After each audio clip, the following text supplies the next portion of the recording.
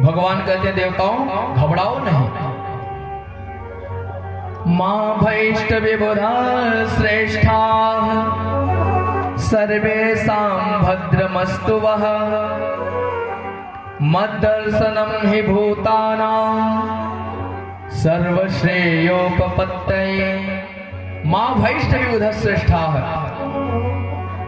हे प्रबुद्ध श्रेष्ठ जनों देवताओं, आप सबका कल्याण हो और आप डरे नहीं। मां भैष्ट बिल्कुल मत डरिए।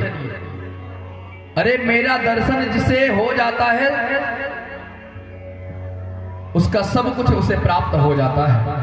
और सुनो, यदा देवेषु वेदेषु गोषु विप्रेषु साधुषु धर्मे मयि च विद्वेषः स वा आशु विनश्यति। यदा देवेषु वेदेषु, जब भी देवताओं से, वेदों से, देवताओं के साथ, वेदों के साथ, गायों के साथ, ब्राह्मणों के साथ, साधुओं के साथ, धर्म के साथ कोई विद्वेष करता है, द्वेष रखता है, सवा आशु विनश्यति, वो शीघ्र ही नष्ट हो जाता है।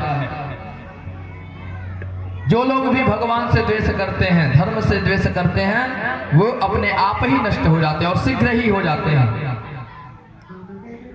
इसलिए आप घबराएं नहीं। उसका व्यवस्था बन गया है वहां पर, मेरा भक्त वहां पहुंच गया है। और इधर प्रहलाद जी आ गए, धीरे धीरे बड़े हुए। अब हिरण्यकश्यप बड़ा प्रेम करता प्रहलाद से, खूब प्रेम करे। लेकिन प्रहलाद जी को जन्म से ही एक ग्रह लगा हुआ था। आप लोगों ने नवग्रह के बारे में सुना है कि नहीं सुना है? कितने लोगों ने सुना है नवग्रह के बारे में? बस 2-4 लोग जानते हैं नवग्रह।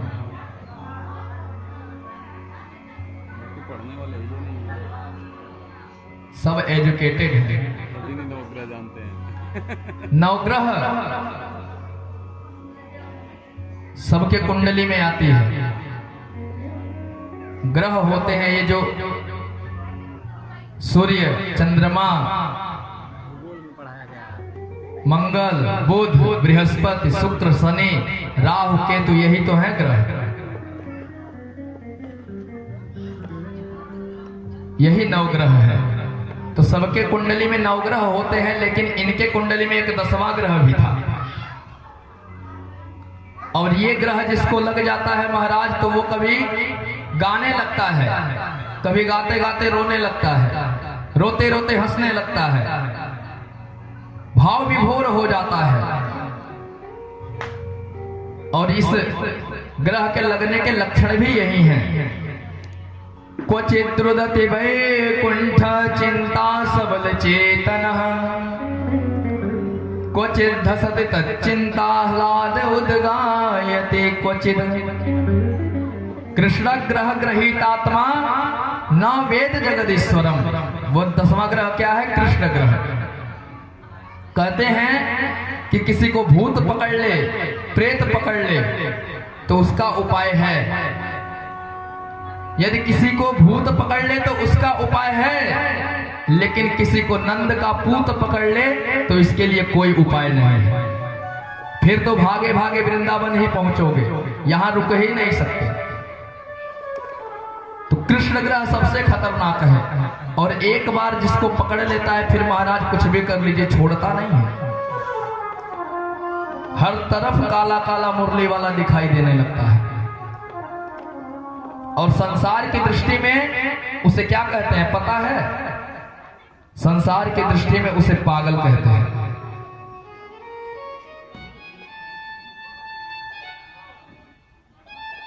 तो प्रहलाद जी की अवस्था मात्र 5 वर्ष की। अब धीरे धीरे उनको पढ़ने के लिए भेजा गया विद्यालय में। कौन से विद्यालय में? हिरण्यकश्यपु दानव विश्वविद्यालय में उनका एडमिशन हुआ। हिरण्यकश्यपु दानव विश्वविद्यालय में एडमिशन हो गया। वहां के अध्यक्ष हैं संडामर्कज महाराज, दोनों भाई। अब वो पढ़ाने लगे इनको। और जो कुछ भी पढ़ाते, दानवों के स्कूल में मार काट, लूटो छीनो झपटो, यही सब तो पढ़ाया जाता है। तो जो कुछ भी पढ़ाते वो आकर के सुना देते, जो कुछ भी पढ़ाएं वो आकर के सुना दें। एक दिन अपने पिता के पास पहुंचे। प्रहलाद जी अपने पिता से मिलने के लिए विद्यालय से घर आए,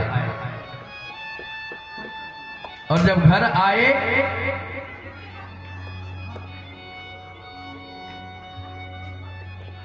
तो पिताजी ने उठा करके गोदी में बिठा लिया। अरे बेटा आ गए तुम, आओ आओ। बहुत प्रेम से बात करने लगे। और हिरण्यकश्यपु ने पूछा, बेटा ये बताओ, जो सबसे अच्छी बात तुमने स्कूल में सीखा है अपने विद्यालय में, वो हमें सुना दो। प्रहलाद जी कहते हैं, पिताजी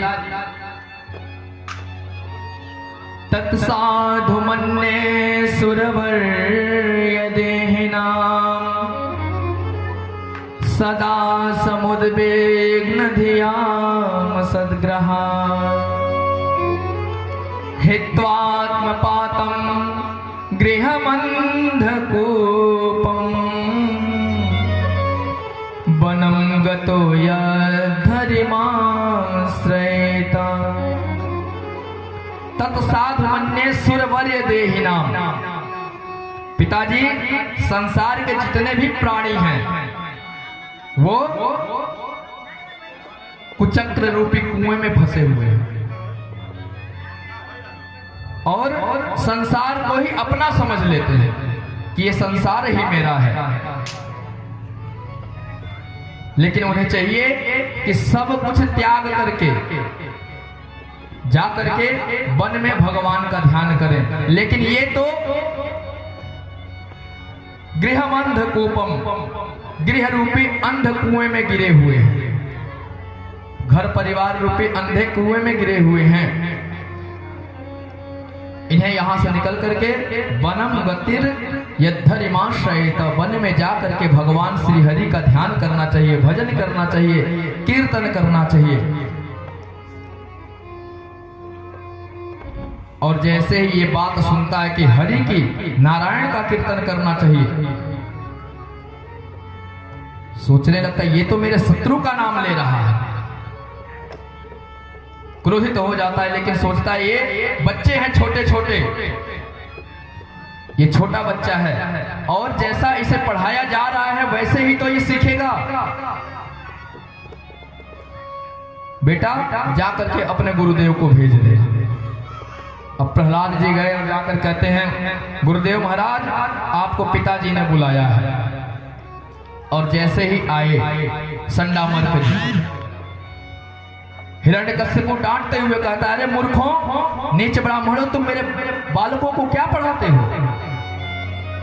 मेरा छोटा सा बालक आकर के मेरे सामने मुझे उपदेश दे रहा है कि घर छोड़ करके वन में जाके नारायण का ध्यान करिए, यही सब सिखाते हो तुम? यदि ऐसा सिखाया तो तुम्हारा गला काट करके रख दूंगा। अब तो ये आश्चर्यचकित रह गए कि मैंने ऐसा क्या सिखा दिया। भाग करके आए विद्यालय में और प्रहलाद जी को बुलाते हैं। वत्स प्रहलाद भद्रम ते सत्यम कथय मां वृषा बालानति कुतस्तुभ्य एष बुद्धि विपर्ययः। बेटा प्रहलाद, तुम्हारा कल्याण हो, थोड़ा हमारे पास तो आओ। बेटा ये बताओ, ये तुम्हारी बुद्धि विपरीत कैसे हो गई? हमने तुम्हें जो लूट, अत्याचार, छीना झपटी सिखाया, छल प्रपंच सिखाया, इसके विपरीत जाकर के तुम अपने पिता को ज्ञान दे रहे हो। ये तुम्हारी उल्टी बुद्धि कैसे हो गई? अब तो महाराज जैसे ही ये बात करते हैं, प्रहलाद जी अब गुरु जी को भी समझाना प्रारंभ किया। प्रहलाद जी कहते हैं, गुरु जी, जिन मनुष्यों के बुद्धि में मोह है उन्हें ही अपना और पराया दिखता है। मेरे पिताजी भगवान को नहीं मानते, वो खुद भगवान बने हुए हैं।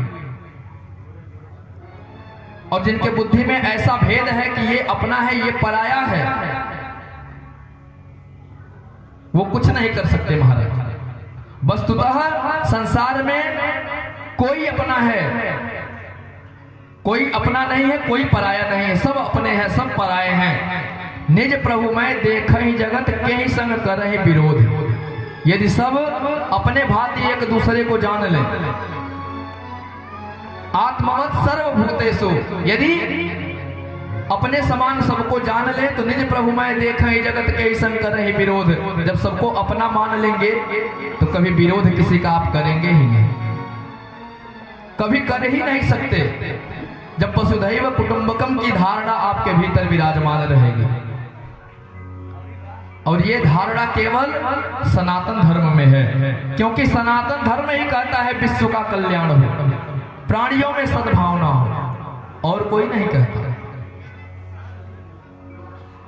तो सनातन धर्म की शरण में आएंगे तो आपको अयम निजः परो वेति गणना लघु चेतसाम उदार चरिता नाम तो वसुधैव कुटुंबकम। ये मेरा है, ये पराया है, ये जो बुद्धि है,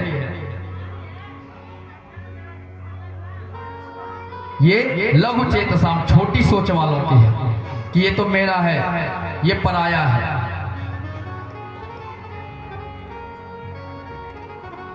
आपको बताएं कि यहीं के एक भैया हैं इसी गांव के, जहां हम रुके हुए हैं। वो हमसे पूछे महाराज जी आप लोगों के सेवा में कोई कमी तो नहीं है? तो हमने कहा कि नहीं भैया आप रहने दीजिए, हमारे यजमान व्यवस्था करेंगे। तो उन्होंने क्या कहा? उन्होंने कहा कि महाराज जी अरे वो उनको मान लीजिए या मुझे मान लीजिए, सब अपना ही है, मेरे ही गांव के हैं, वो भी मेरा ही घर है। यदि आप जाएंगे और कहीं कह देंगे कि ऐसी व्यवस्था नहीं मिली तो हमारे ही गांव की बदनामी होगी। सब हमारे ही है, ऐसी ही सोच रखनी चाहिए, सबको अपना मान करके रहना चाहिए। सब अपना ही है, कोई पराया नहीं है, सब अपने हैं। वसुधैव कुटुंबकम का भाव अपने मन में रखना चाहिए। गुरुदेव इस संसार में भगवान के अतिरिक्त कुछ नहीं है। यदि ऐसा मान लिया जाए तो किसी से विरोध ही नहीं होगा। अब तो ये क्रोधित हो गए, गुरुदेव कितना छोटा सा बच्चा मुझे ही सिखा रहा है, अब तो लगे गालियां देना। अरे मूर्ख, दैते चंदन बने जातो यन कंट कद्रुमा यन मूलो मूल परसो विष्णु नालाई तोर भकह। अरे मूर्ख, तू इस दैत्य रूपी चंदन वन में कांटे के समान कहां से उत्पन्न हो गया? अरे तू उस कुल्हाड़ी रूपी विष्णु के पीछे बेट बन के अपने ही कुल का नाश करवाना चाहता है।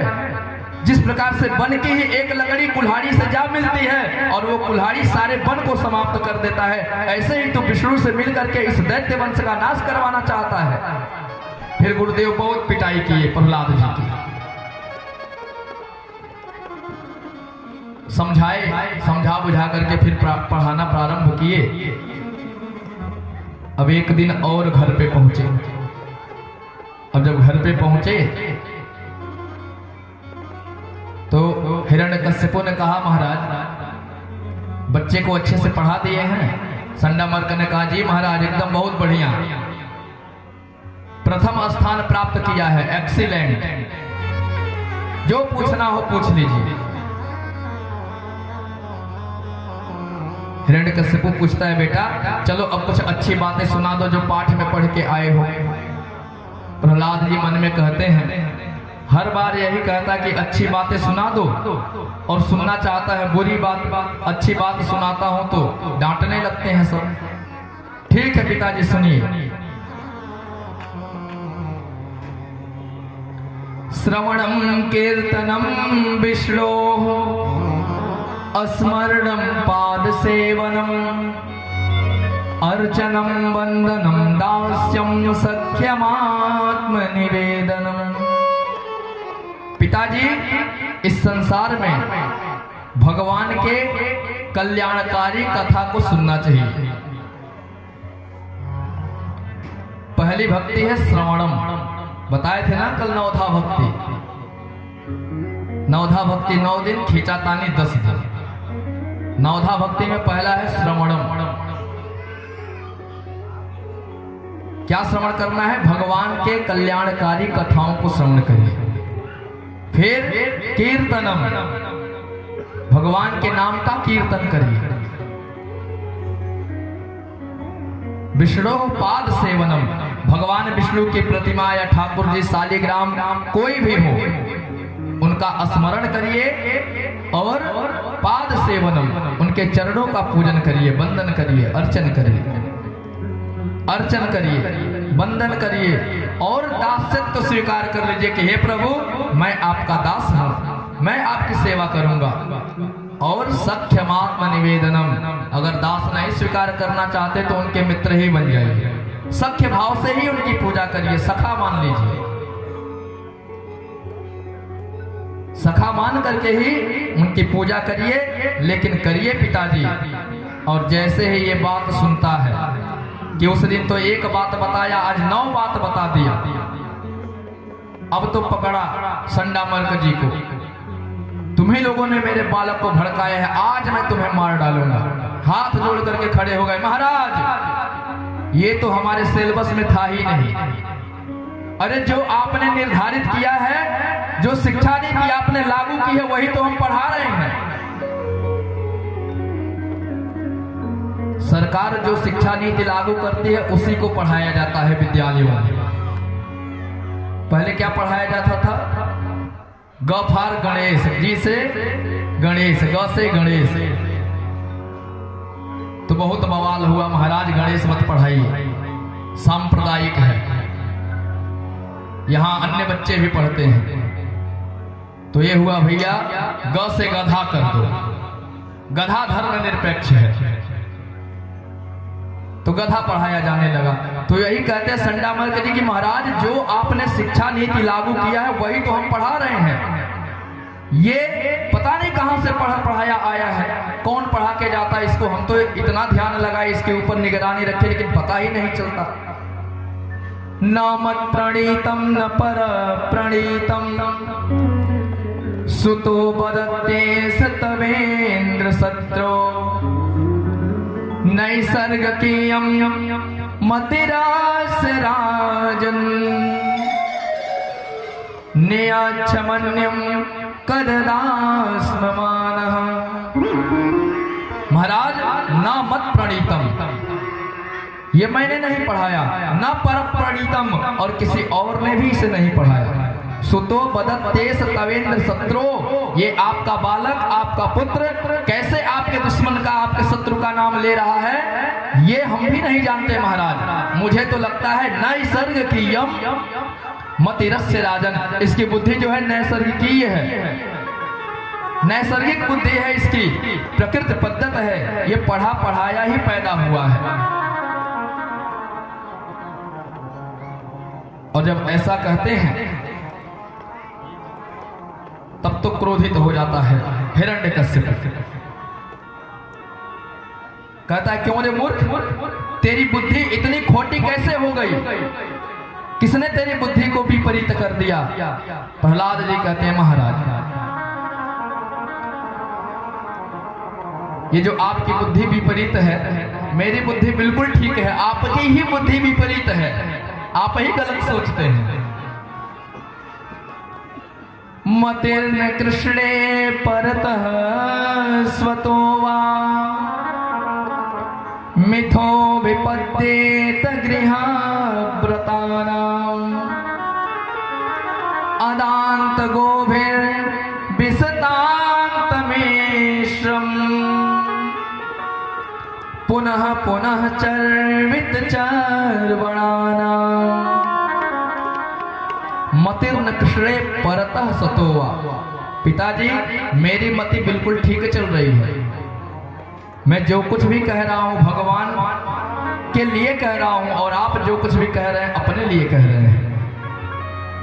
मैं सबकी बात कर रहा हूं, और जिसकी बुद्धि, जिसकी मति भगवान कृष्ण के चरणों में लगी हुई है, वस्तुतः वही सफल मनुष्य कहलाता है। और जो संसार के विषयों में आसक्त हैं, अदांत गोभी विषताम कमिश्रम, वो मानो ऐसा है कि जैसे कोई चीज चबा लिया गया हो पहले से, फिर उसे चबा रहे हैं, बार बार वही कार्य कर रहे हैं।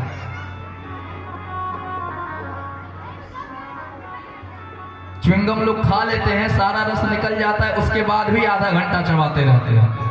ऐसे ही ये संसार है, रस तो पा लिया लेकिन उसे थूकना नहीं चाहते, उस च्युइंगम की भांति उसे छोड़ना नहीं चाहते, जो केवल 1 रुपए का ही मिलता है,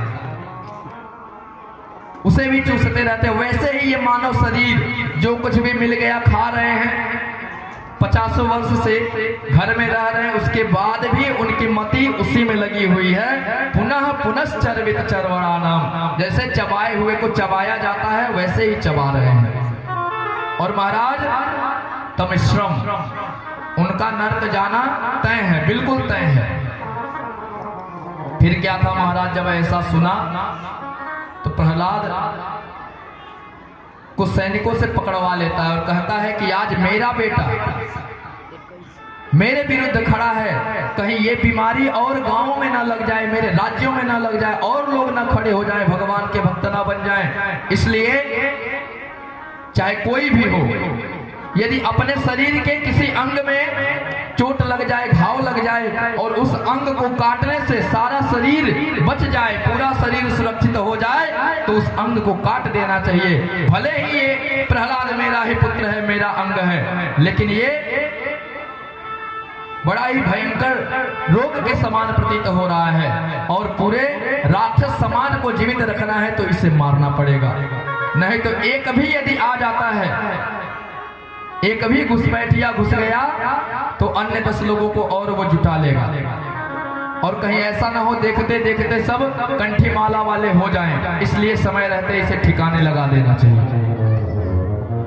फिर क्या था महाराज, पकड़वा करके पागल हाथी के सामने फेंक दिया कि वो कुचल करके मार डालेगा। दिग्गजय दंड सो कैश्चा अभिचाराव पातनै माया वेसन्निरोधैश्च गर्दानैर्भोजनै। दिग्गजों के सामने फेंक दिया, दंत शोकैश्च सर्पों के सामने डलवा दिया कि सांप डस लेंगे, वहां भी उनका कुछ नहीं हुआ। फिर क्या अभिचार क्रिया करवाया, कृत्या राक्षसी को प्रकट कर दिया कि मार डालो इसे, उससे भी प्रहलाद जी का कुछ नहीं हुआ। माया भी सन्निरोधैश्च गर्दानैर्भोजनै, अनेक प्रकार के माया के द्वारा मारना चाहा, गर्दानैर्भोजनै, और गर मिला करके विष मिला करके भोजन कराया इनको। लेकिन कहते हैं जाको राखे साइया मार सके ना कोई, बाल न बांका कर सके जो जग वैरी होए। यदि भगवान जिसकी रक्षा करने की ठान लेते हैं, फिर सारा संसार मिलके मारना क्यों ना चाहे, उसका कोई एक बाल नहीं बांका कर सकता। जिसकी भगवान रक्षा करते हैं, उसकी बहन आ गई होलिका, कहती है भैया एक